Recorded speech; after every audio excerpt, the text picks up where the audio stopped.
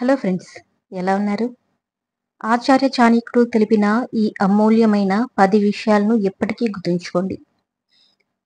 ఒకటి, ఆవుల మందలో ప్రవేశించిన దూడ తన తల్లిని ఎలా అనుసరిస్తుందో, అదేవిధంగా ఒక వ్యక్తి చేసే మంచి, చెడు కర్మలు అతనిని అనుసరిస్తాయి. అందుకే ప్రతి ఒక్కరూ మంచి పనులు చేస్తుండాలి. 2, తెలివిగల మనిషి తన ఇంద్రియాల అదుపు విషయంలో కొంగలా ప్రవర్తించి స్థలం, సమయం, తన సామర్థ్యాలను అర్థం చేసుకొని తన పనితనాన్ని నిరూపించుకోవాలి. 3, కష్టపడి పనిచేసే వారిని చూస్తే పేదరికం పారిపోతుంది. ఎల్లప్పుడూ భగవంతుడిని స్మరించేవారు పాపపు పనులు చేయలేరు. ఇటువంటి మనసు కలిగిన వారు ఎల్లప్పుడూ నిర్భయంగా ఉంటారు. 4, రాజు యొక్క బలం అతని శక్తివంతమైన బాహువులలో ఉంటుంది. బ్రాహ్మణుని బలం అతని ఆధ్యాత్మిక జ్ఞానంలో ఉంటుంది. స్త్రీ యొక్క బలం ఆమె అందం, యవ్వనం, మధురమైన మాటలలో ఉంటుంది. 5, మీరు త్వరగా విజయం సాధించాలనుకుంటే మీరు నైపుణ్యం సంపాదించిన పనిలో ఎల్లప్పుడూ నిమగ్నమై ఉండండి.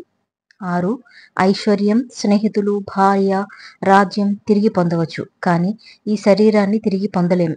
కాబట్టి కాలాన్ని వీలైనంతగా సద్వినియోగం చేసుకోండి.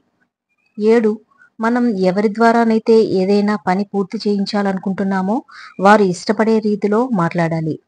8, తన కుటుంబంతో విపరీతమైన అనుబంధం కలిగిన వ్యక్తిని భయం, దుఃఖం వెంటాడతాయి. అన్ని బాధలకు అనుబంధమే ప్రధాన కారణం.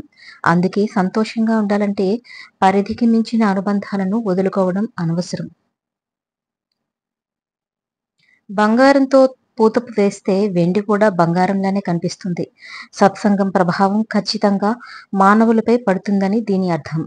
10, పనులు చేపట్టాక ఇబ్బందులు ఎదురైనప్పుడు మాత్రమే మూర్ఖులు తప్పులు కనుగొంటారు. తెలివైన వ్యక్తి పని ప్రారంభించే ముందే ప్రణాళికతో ఉంటాడు.